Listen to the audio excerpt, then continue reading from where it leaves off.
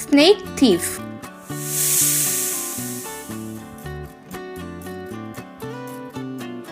सांपुर नाम के गांव में नागराज नाम का सपेरा रहता था। किसी के भी घर पर सांप नजर आते तो नागराज को बुलाते थे।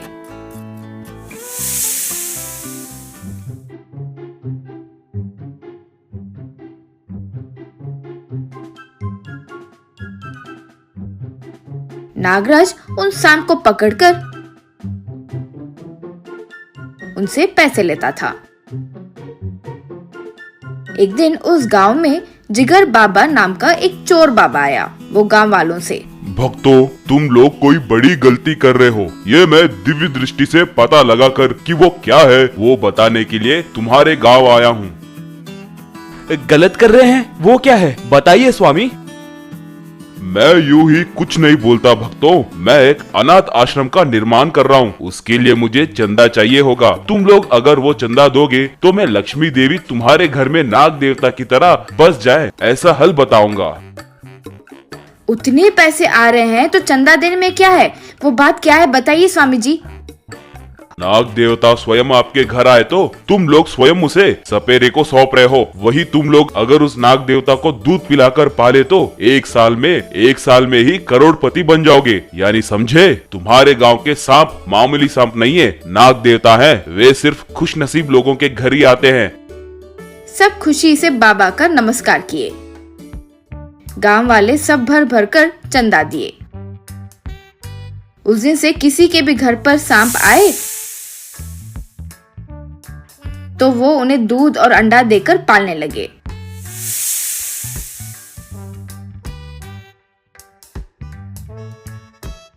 नागराज को कोई नहीं बुला रहे थे, इससे उसके हाथ में पैसे आना बंद हो गए। एक दिन नागराज जिगर बाबा के पास गया। जिगर बाबा उसे देखकर घबरा गया।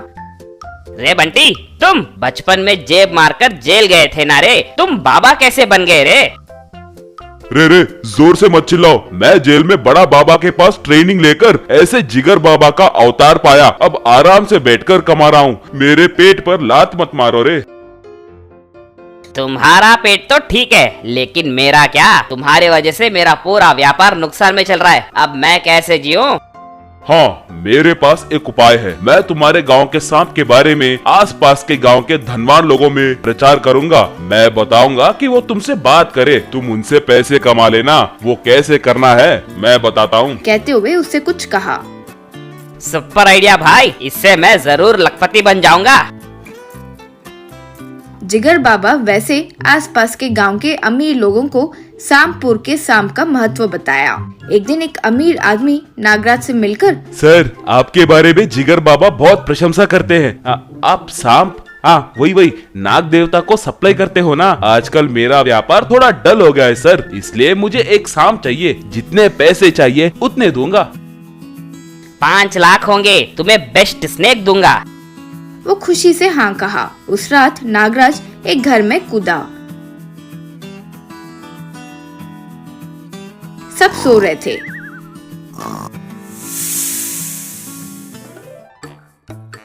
एक कोने में फूलों से सजाए एक सांप को पकड़ा।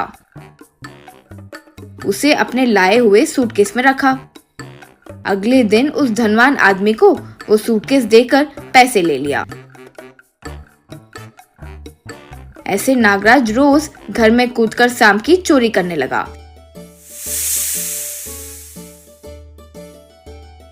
सूटकेस में उन्हें रखकर धनवान लोगों को बेचने लगा।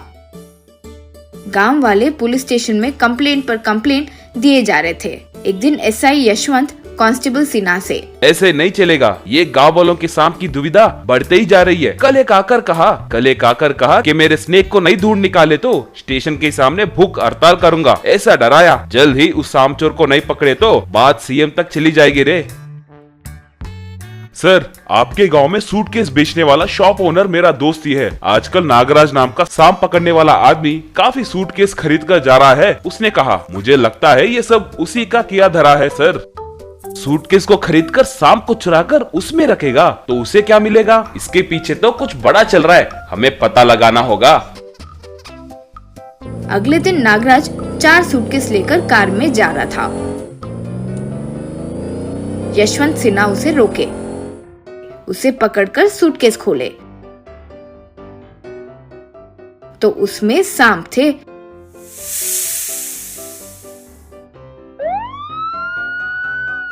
नागराज को स्टेशन में यशवंत जब चार मारा तो नागराज पूरी बात बता दिया। पुलिस वाले तुरंत जिगर बाबा को अरेस्ट किए। नागराज और सूटकेस में जो सांप है उनके साथ यशवंत प्रेस मीट का इंतजाम किया, पूरी बात मीडिया को बताया।